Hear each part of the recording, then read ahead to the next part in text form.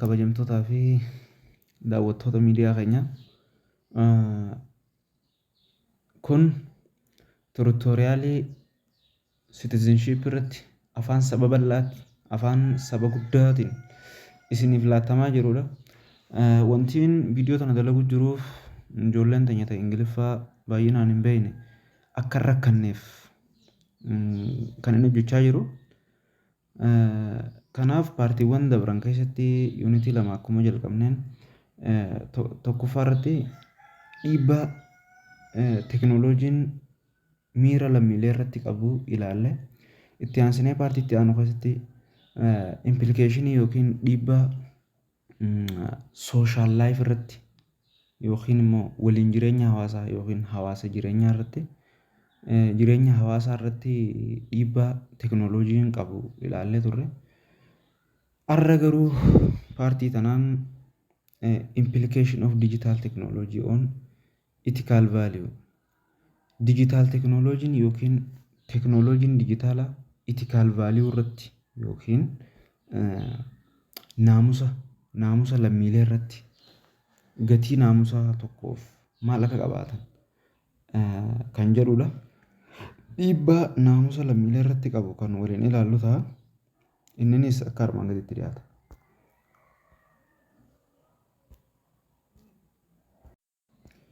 Egaa akkuma beekamu as advancement of the digital technology, news ethical issues and challenges continues to emerge in social, economic and political sphere.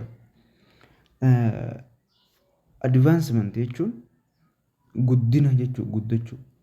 Teekinooloojiin digitaalaa guddachuu keessatti dhimmoowwan yookiin dhimmoowwan naamusaa haaraan yookiin qaroominni challenges jechuun qaroomina yookiin qormaata jechuus ni ta'a. Qaroominni jechuun guyyaa guyyaadhaan lakkuma emerged bahuunsa itti fufeera. Itti bahuunsaa kun garuu guddachuun akka hawaasa, dinagdee fi gama politikaatiin illee akka guddatuuf teekinooloojiin as baadeemu kun itti fufu taasifamee jira jechuudha. A good use of digital technology improve human moral well-being and help better at making ethical decision. Akkasumas good jechuun gaariidha. Teekinooloojii digitaalaa kana yoonii fi haala gaarii ta'een itti fayyadamnu taate naamusa yookiin immoo naamusa lammiilee improve godha jechuudha, ni fooyyessa. Akkasumas helps better at making ethical decision. Murtee decision jechuun murteedha. Murtee naamusa gaarii akka ta'e better ta'e akka murteessinuuf nu gargaara jechuudha. In the contrary, faallaa isa kanaatiin garuu inappropriate use of technology makes that the users less loving. Yes, save your mind this word. Less loving to others and worse at the making ethical decision. Teekinooloojii kana faallaa jedhamu dubbannee saniin yoonii fi karaa inappropriate ta'een yookiin karaa sirrii hin taaneen yookiin karaa hin malleen yoonii fi fayyadamnu taate fayyadamtoota warri fayyadamu san to other namoota biraatiif less loving jaalala dhabuu fa'aa agarsiisa. Akkasumas murtee ethical decisionii yookiin murtee naamusaa irratti akka hammaatu hammeenya akka agarsiisu jechuudha. Warri teekinooloojii fayyadamu kun uummata kaaniif akka waan akkasii jaalala dhaban fa'aa agarsiisa jechuudha faallaa isa kanaatiin. The section below akkuma dubbachaa turre as keessatti akkuma jara kaan ilaalaa turretti dhiibbaa gaarii fi hamaas qaba jechuudha digitaal teekinooloojiin lammiilee hawaasaa irratti. Okay, dhiibbaan gaariin inni positive implicationin digitaal teekinooloojiin lammiilee yookiin naamusa lammiilee irratti qabu maali? Ethical value irratti. Tokkoffaa developing critical thinking. Critical thinking gadi fageessinee akka yaadnu yaaddoo teenya nu guddisa jechuudha. yookiin xiinxala critical jechuun xiinxaluu jechuudha. Jechuun gadi fageessinee waan takka qorachuu nu dandeettii keessan develop nu guddisa jechuudha. Kana jechuun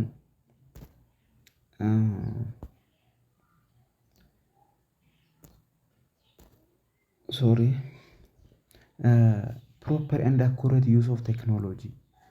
Technology tana yoo karaa sirrii fi karaa sirrii ta'een kan itti fayyadamnu taate most powerful tool for developing critical thinking of young citizens. Karaa sirriidhaan yoo teknooloojii kana itti fayyadamnu taate meeshaa humna guddoo qabu, humna caalu qabu jechuudha. Caalatti critical thinking jechuun dargaggoota yookiin dargaggoota lammiilee biyya teenyaa akka critical thinking ta'uu nuuf guddisa jechuudha. Yoo sirriin itti fayyadamu. Digital technology allows people to think and look beyond their spheres and perspective. Teknooloojiin digitaalaa dameelee yookiin immoo perspektiivii ilaalchawwan keenya jechuudha. Ilaalchawwan namni dubbate san duuba beyond dubbee waan godhamee san duuba akka yaannuu fi akka laallu nu taasisa jechuudha digital technology. This means they no longer see things from a specific source of information. Kana jechuun odeeffannoo jechuun maddoota addaa irraa wantoota addaa irraa eeguun nu barbaachisu jechuudha. No longer nu barbaachisu. While garuu people access information. Kana jechuun nuti warri akkasitti xiinxalu san jechuudha. Warri akkasitti xiinxalu san namoota addaa irraa information eeggachuu nu barbaachisa. Garuu faallaa isaa kanaatiin people access information from diversified source. Namoonni maddoota diversified ta'e yookiin adda addaa irraa information argachuu danda'u. They are unable to analyze, check fact, challenges the information rather than passively accept the dictum of others. Jechuun akkumatti dubbii takka passively accept akkanumatti karan taanitti hubachuu dubbiin dictumii yookiin yaada namni tokko kaase passively accept godhuu osoo hin taane rather than jechuun osoo hin taane jechuudha. Akka maal godhuu nu taasisa? Enable to analyze akka xiinxallu dubbisan check fact dhugaa akka sakattaan yookiin check akka goonuu fi challenges akka falminuu nu taasisa jechuudha. Akkanumatti aljannee fudhachuu osoo hin ta'in. Akkasii people who have limited source of information and knowledge have no chance to ignore. Jechuun namoonni beekumsaa fi information gahaa hin qabne filannoo biraan qaban jechuudha. Yaada kan kee kan dhorkuudhaaf. Rather laalama rather fi rather than jechuun walatti. Rather than yoo jee osoo akkas hin taane jechuudha. Rather jechuun immoo akkana ta'e jechuudha. Osoo akkas hin taane jechuun rather than jechuudha. Rather jechuun immoo akkana ta'e. Mee akkam ta'e? They act as they accept what they get as ultimate truth or and fact. Dhugaa wanti kun dhugaa dhumaati yookiin wanti kun dhugaa xiinxallu san akka dhugaa taate jennee akka fudhannu nu taasisa jechuudha. Osoo ni beekee akkanumatti yaadatu sobaa fudhachuu osoo hin ta'in. Akkasumas jechuun inni biraa ammas developing universal moral values jechuun dhuudhaa yookiin naamusa universal ta'e addunyaa jechuun addunyaa waliigalaa jechuudha. Universal jechuun addunyaa waliigalaati. Naamusa addunyaa waliigalaa guddisuu keessa gahee qaba. Akkamitti people come from the diversified society with diversified moral norms participating in philosophical debates and discourse with others through different technologies. Is important to develop a universal guide moral principle jechuudha. Namoonni diversified ta'an yookiin iddoo garaagaraa irraa yookiin boota by the way jechuun iddoo garaagaraa irraa Amaaranyaan fayyadamee bootaa jee iddoo hawaasa garaagaraa jiran tokko jechuun philosophical diabetes yookiin falaasama aadaa wayii qabataniiti iddoo garaagaraa irra wal falmii irratti dhufan jechuudha. Wal falman discourse waliin haasa'an jechuudha. With other namoota biraatii wajjin aadaa isaaniitii fi naamusa isaanii kan haasa'an akkamitti naamusa isaanii karaa kamiin different technologies technology adda addaatiin is important to develop universal guide moral principle jechuun qajeeltoo naamusaa addunyaa guddisuu keessatti gahee barbaachisuu qaba jechuudha. Gahee leencaa maaliif jennaan iddoo garaagaraa irraa namni walitti dhufee wanta kun sirrii miti jennee akka xiinxallu nu taasisa. Yeroo kana garuu maal arganna gaa? When they start to communicate with others namoota biraatii wajjin yeroo nuti marii godhuu yookiin haasa'uu jalqabnu begin to learn more about other people jechuun wantoota namni biraa ta'e san waa'ee nama biraa san caalatti gizee baruu jalqabnu. They compare, contrast and good and evil norms the world society compare and contrast godha jechuudha. Wantoota gaarii hawaasni addunyaa yookiin social worldiin amalli isaan guudii qaban yookiin gaarii qabanii fi badaa qaban jechuudha. Ibiliin isaan qaban akka maal gootu akka waliin madaaltuu fi akka wal bira qabdu nu taasisa jechuudha. Wal bira qabdee gaariin akka irraa fudhatamu taasisa. Gahee guddina kana keessattis qaba. Akkasumas self learning of good habits amala jechuun viidiyoo dalaguun yoo sagaleen adda addaa isin jeeqe dhiifama jechuun viidiyoo kanaa kan hojjechuun bootaa hojjettuu akkasii jechuun waan akkasii si gaafata. Kanaaf self learning of good habits amala gaarii habitii jechuun amala gaarii ofii baruu kana keessatti illee jechuun amalli gaarii maal mee amala kana eessarraa argatan? Good moral characters may not be always acquired from family and peers jechuun amala naamusaa gaarii kana yeroo baay'ee faamilii fi piirii yookiin saayiboota yookiin maatii qofarraa argachuu hin dandeessu yeroo hundaa. The way people to make moral decision and become good may have been shaped by other persons who have good ethical behavior jechuun moral decision yookiin murtoo naamusaa karaa namoota baay'eetiin argachuu dandeessa qooddachuu dandeessa. Good may be shaped namoonni biraa kaniifii fi good ethical behavior amala naamusaa gaarii qaban namoota sanirraa si bocamuu danda'a jechuudha. Ijumaan laaltee tokkotti isa kana keessatti illee baruu dandeessa. Kanaaf digital teknooloojiin naamusa keessatti wanti gaarii inni qabu digital technology allows people to learn ways to acquiring good moral values from the experienced other. Teknooloojiin jechuun namoota amala akkasii qaban baay'ee wajjin wal si barsiisa waan ta'eef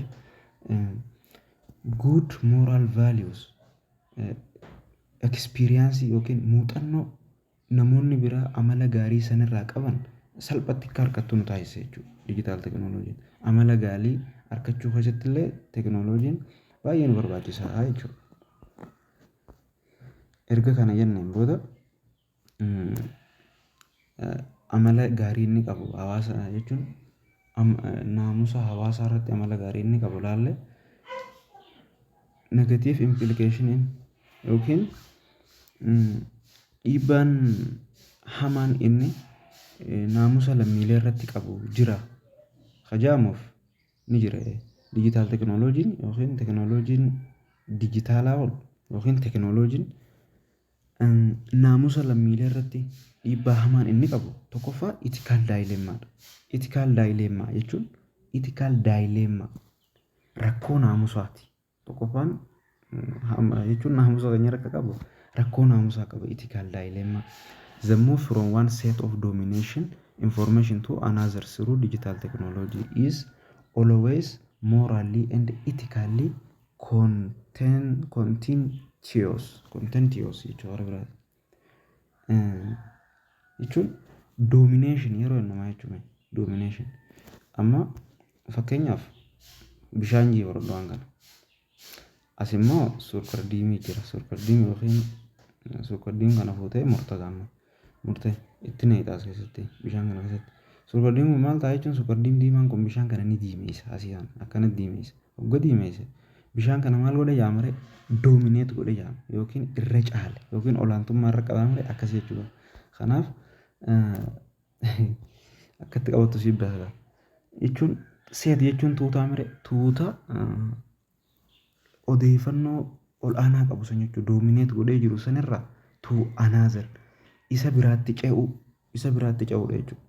Yookiin amala duraan hawaasa keessatti baratamee jiru sanirraa isa biraatti ce'uudha jechuudha. Siruu karaa kamiin dijitaal teekinooloojii karaa teekinooloojii dijitaalaatiin always kun garuu yeroo baay'ee karaa miice mooraalii and itikaalii kontentiyoos karaa yeroo hundaa'u karaa naamusaatiif karaa naamusa qabeessa ta'een akka ce'u taasiseera. People who access different philosophical through from various digital sources jechuun maddaawwan dijitaalaa adda addaa irraa yaada filoosoofikaali yaada falaasamoota adda addaa argachuu danda'u namoonni. Yeroo argate garuu may experience ethical dilemma when something at work goes against their personal ethics, moral and value. Akkana jechuun at work jechuun bakka hojii takkatti fakkeenyaaf iddoo hojii takkatti personal ethics yookiin naamusa dhuunfaa morals safuu waan jedhamuu fi dhuudhaalee kana kan namni sila hojii sanii qabaachuu qabu saniin against faallaa yoo agarsiifte yookaan against faallaa agarsiiftu taate rakkoo it may be experienced ethical dilemma rakkoo naamusaa kana qunnamuu dandeessa jechuudha. Akkana jechuun bakka hojiitti rakkoo naamusaa safuu cabsuu fi dhuudhaalee waan isaan kana faalla isaa yoo qabaatte rakkoo naamusaa mudachuu dandeessa jechuudha. Kanaaf akkasii jechuun boodarra dhufee jechuun these dilemmas rakkooleen akkanaa kun jechuudha maalitti si geessuu danda'a? People to lose or change their norms and value established in their own social cultural sphere jechuun seera yookiin dhuudhaalee teessanii fi vaaliyuu rakkoo naamusaa sana jechuun dhuudhaalee ganama kan warri keessan jechuun aadaa uummata keessanii san yookiin isaan san luus godhuu dhabuu yookiin change guutumaan guututti isiin san jijjiiruudhaan rakkoo akkasiifaatti nama geessuu danda'a rakkoon naamusaa. Kanaaf isa kana don't forget please save your mind this idea.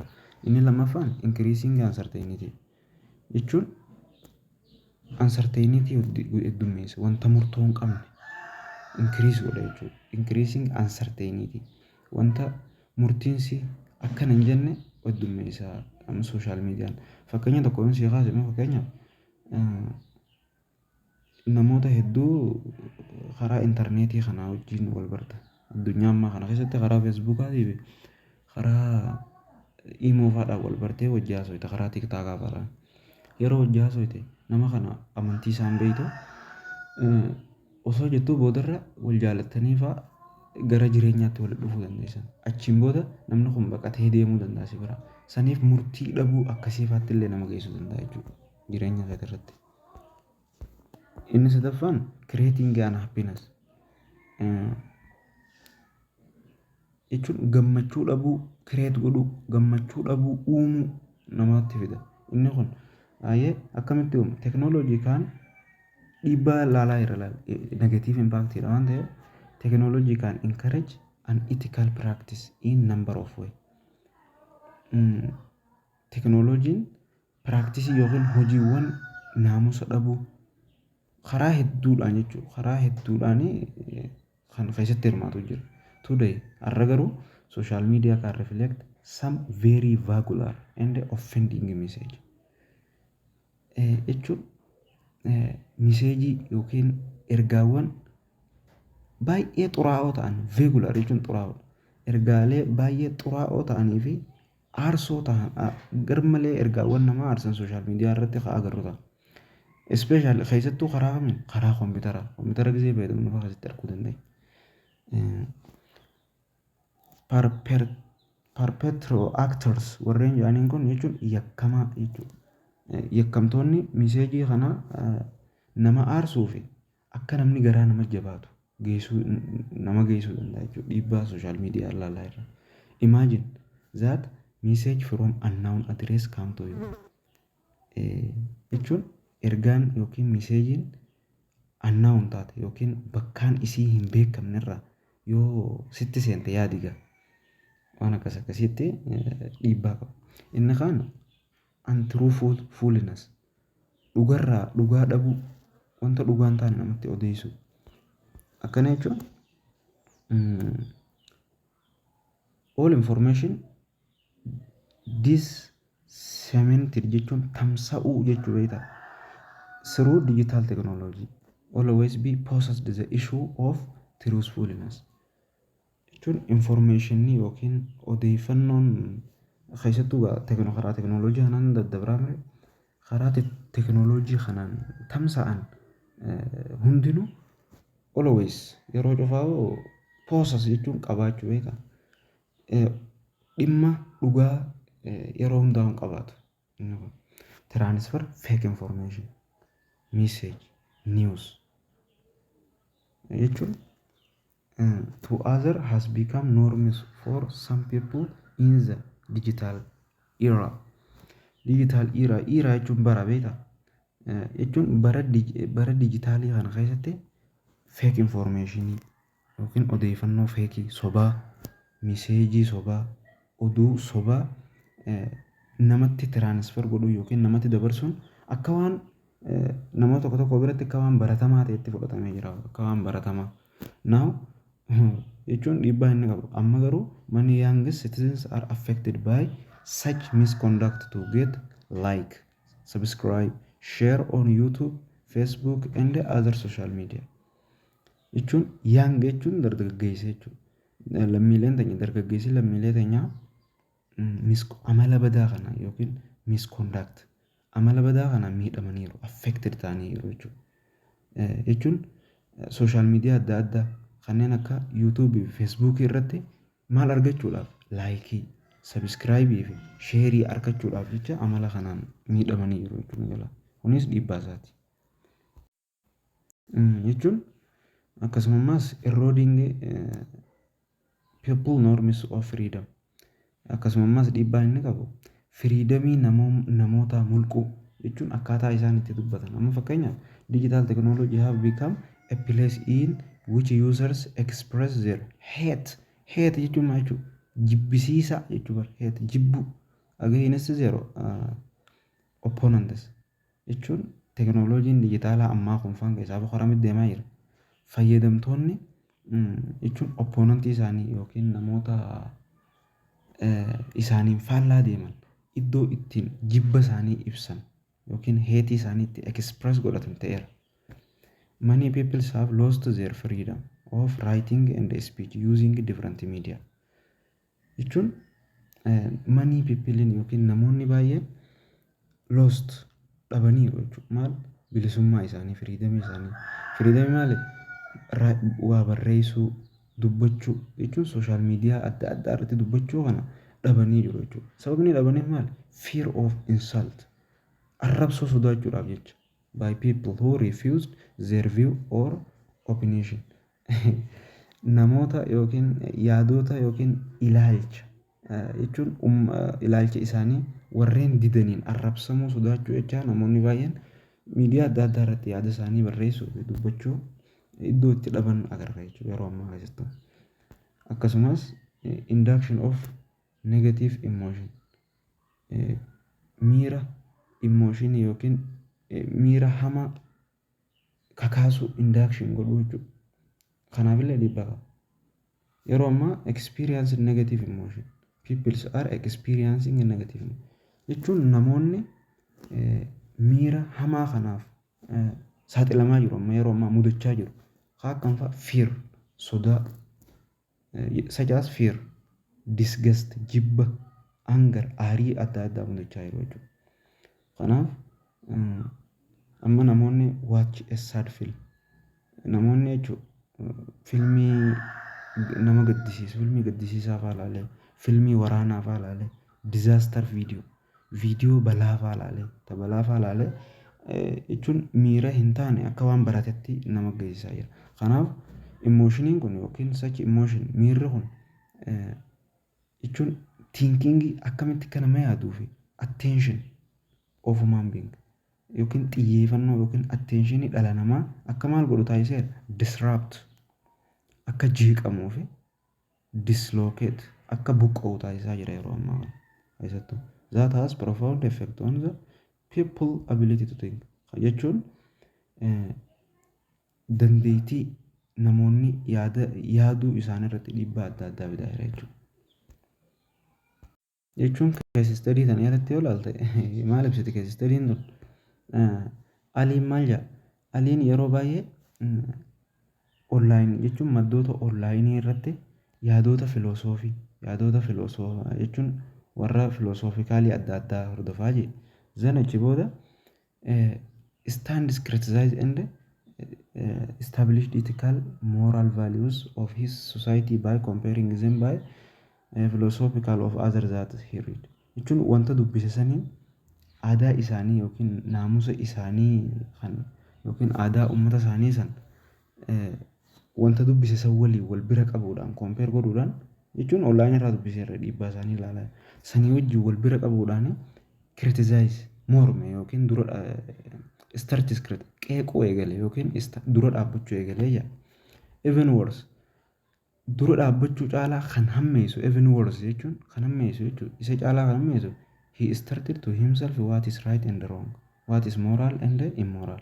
Matuma isaatiif maaltu sirrii maaltu dogongora maaltu safuu maaltu naamusa hin ta'in jee ofii isaatiif yaaduu jalqabee jee maaltu itti dhufe zan kana booda get confused and depressed burjaajii fi dhiphachuutu itti dhufe jechuu isaati. Achi booda laala. What do you think such effect of digital technology? Jechuun dhiibbaa digital technology maal yaaddan? Asundaan nama ga'a. Leessaniin tokkoffaan jechuun kan yuunitii kanaa gar malee dheeraadha. Dirqitti keessaa baane leessantuun maal jedha yookiin barannoon lammaffaa the ethics of using digital technology. Teknooloojii dijitaalaa kana naamusa kamiin akkamitti naamusa kamiin itti fayyadamuudhaaf naamusa akkam qabaachuu qabna. Maaltu nurraa eegama naamusa akkamtu nurraa eegama ka jedhu laalla jechuu bal'inaan as keessatti. Anything by the way wanni as keessatti ilaallu ethical codes dambii codes jechuun dambii jechuudha. Principle in using digital technology. Teknooloojii dijitaalaa kana fayyadamuudhaaf dambii naamusaa kamtu nurraa eegama yookiin principle seera akkamtu nurraa eegama jechuun teknooloojii kana fayyadamuuf seerri isaa maali? Kajoo laalla. Ethical code koodii etiksii dambiiwwan naamusaati ilaalla jechuudha keessatti yookiin seerowwan isaa. Ethical codes of conduct are important to guide people behavior. Maal jechaa jira? Behaviorii namaa qajeelchuudhaaf baay'ee barbaachisaadha. To teach appropriate ethical behavior when they use digital technology. Jechuun akkasumas dambiin naamusaa kun wanti faayidaa qabu teknooloojii dijitaalaa kana yeroo fayyadamnu amalli naamusaa sirrii ta'e barsiisuu fi kam akka ta'e qajeelchuudhaaf faayidaa qaba. Now amma garuu have a look at a common ethical code of using digital technology. Teknooloojii dijitaalaa fayyadamuudhaaf dambii yookiin seerri akka addunyaatti common ta'e akka waliigalaatti jiru maali? Tokkoffaan equity waan jaaniin kan pronounce jechuun akkatti gosa beekaa naamusa jechuu karaa biraatiin. Naamusni kun maal? Refers to importance of understanding how behavior in the digital sphere affect others. Jechuun digital sphere yookiin amalli digital sphere kana keessatti barbaachisummaa yookiin barbaachisummaan dijitaalaa kun amalli dijitaalaa kana keessatti damee biraarraan yookiin dhiibbaa damee biraarraan ga'e dhiibbaa akkamii damee biraarraan ga'e kaja'u. As keessatti digital behavior makes everyone role of model. Akka moodelitti gahee moodelitti namni hundinuu ilaala. Akka fakkeenyaatti digitaalaa. As now amma garuu new technologies emerged. Teknooloojiin haaraan lakkuma bahaa uumamaa deemuun users do not have opportunity to catch up with all of their users. Jechuun catch up jechuun qabachuu jechuun ol utaaltee qabachuu haa qabachuu akkasii akkuma haaraan bahaa deemuun uummanni yookiin fayyadamtoonni isaanii carraa yookiin opportunity waa hunda qabachuudhaan hin qaban jechuudha. Kana malees people see other using technology in appropriate jechuun karaa hin malleen yookiin karaa sirrii hin taane teknooloojii warri fayyadaman gizee namoonni biraa arkees akkamiin yaadan they may assume it is the norm. Akka waan baratamaa ta'etti ilaalanii bira dabruu danda'u. Garuu inni kun maalitti nu geessa? This led to inappropriate technology behavior on the part of the people. Jechuun teknooloojiin sirrii hin taane yookiin teknooloojiin hin malle kun part of the people namoota biroo biratti yookiin namoota birootti amala hin taane akka argisiifnu nu taasisa jechuudha. Amma ijoolleen babbaalageen viidiyoo hin taane fa'aa sooshaal miidiyaa irra maxxansiti. Nuti maal goona akka agarru nu taasisa jechuudha malee fayyadamu kun akkas. Mee fakkeenya ilaallu. Fakkeenyi isaa students use call phone to send non-class related message back and forth in the class. Barattoonni jechuun mobaayila harkaa fayyadaman kun dhimmoota non-class related yookiin dhimmoota kilaasii wajjin waliin qabanne bifa ergaawwan kilaasii wajjin waliin qabanne asii fi achi kilaasii keessatti ergu jechuudha. In the class back and forth asii fi achi duraa fi duubee jechuudha pronounce ergu garuu asii fi achi akka ergu nu taasisa. Lammaffaan responsibility dha. Dirqama waan tokko godhuudhaaf responsible jechuun dirqama qabaachuu qabda. Waan tokko godhuudhaaf jechuun teknooloojii amma asirra yoo ilaalte must think twice about the appropriate or ethical waan takka internet irraa daawuloo godhachuu keenyaan dura meeshaa takka twice taraa lama yaaduu qabna jechuudha. Sirrii ta'uusaa akkasii dirqama qabna gaa dirqama inni sadaffaan jechuun sooshaal miidiyaa fayyadamuudhaaf koodiin yookiin dambiin seerri nuti guutuu qabnu seeftii nageenya keenya eeguu barbaachisa. Nageenya akkamitti eegna jechuun fiizikaal daanjarii illee nurra geessuu danda'a jechuudha. Fiduu danda'a. Fiizikaal daanjarii teknooloojii kana yeroo fayyadamnu fiizikaal daanjarii nurra dhufuu danda'a. Haa kam fa'a carpal tunnel syndrome hir'ina carpal tunnel yookiin hir'ina dhukkuba kanaas dhufuu danda'a jechuudha yeroo baay'ee.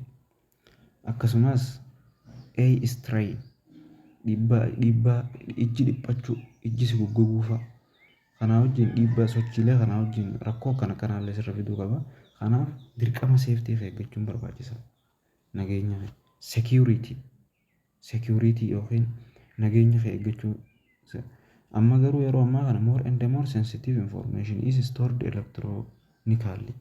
Jechuun meeshaa elektiroonii kanarratti information miira nama kakaasu yookiin miira namaa kakaasu ni jira amre yeroo ammaa kuufamuu eegalee jira. Corresponding strategy to protect the information must be created. Strategy yookiin tooftaa information kana ittiin eegdu dirqama uummachuun barbaachisaa jechuudha. Akkam dirqama jechuun learn how to protect electronic data. Data elektiroonikii kana akkamittiin eeggachuu danda'a waan jiru barachuu qabda. Fakkeenyaaf vaayirasii akkamittiin silkii xiyyaarraa vaayirasii eegaa firmware oversight storage kana. Inni kaan confidentiality dha. Confidentiality jechuun by the way maal jechuudha ni beektaa?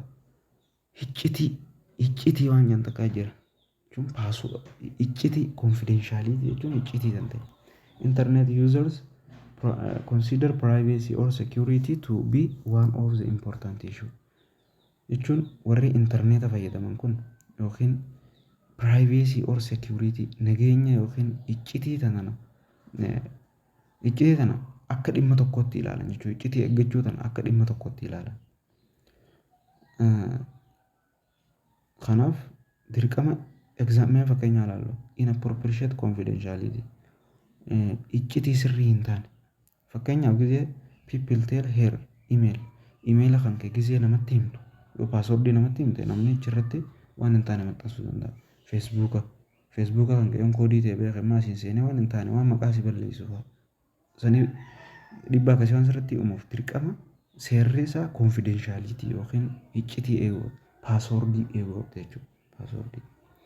Inni kaan accuracy and trustworthiness jechuun sirrummaa fi jechuun dhugaa nama dhugaa sangaa ni jiraame nama dhugaatiin jechuun waan san fayyadamu godhuun sirraa eegama waan hanga kana jechuun code of wanti kanaaf isaan keenyaas dheerachaa jira waan ta'eef mee code of ethics kana karaa salphaa ta'een shortii ta'een yookiin chankisii godhatiin si qabsiisa sirriitti ilaali. Okay. Jechuun karaa salphaa ta'een qaba maal jechuun dararuu osoo hin ta'in salphatti akka siif galuun si godha ethical code and principle in using digital technology jechuun digital technology kana fayyadamuudhaaf seerri nuti guutuu qabnu naamusni nuti dura dambiin nuti guutuu qabnu chanki gootee yeroo qabattu irsaasii cimaa jettee qabatta irsaasii cimaa amma gaa laal irsaasii jaamire iin kunis takka boraanis saanis aanis saan akkasitti caan kunilleen waan bakka bu'u qaba irsaasii cimaa iinsa maal bakka bu'a irri itii kuweet yookiin naamusa waan jiru kana bakka bu'a raansan immoo responsibility saan seeftii eeggachuu yookiin nageenya eeggachuu aan immoo access and trustworthiness bakka bu'a saan inni kun immoo security bakka bu'a iin lamaan tun hin jirtu anumaatti dabalee caan kun immoo confidentiality waan jiru bakka bu'a jechuudha. Confidentiality waan jiru kana bakka bu'a akka qabatte irsaasii cimaa jettee qabatta karaa salphaadhaan iinsa maal bakka bu'a long please save your mind irsaasii cimaa jettee qabatta in equity bakka bu'a akkasii nagaan naa jiraadha bye bye.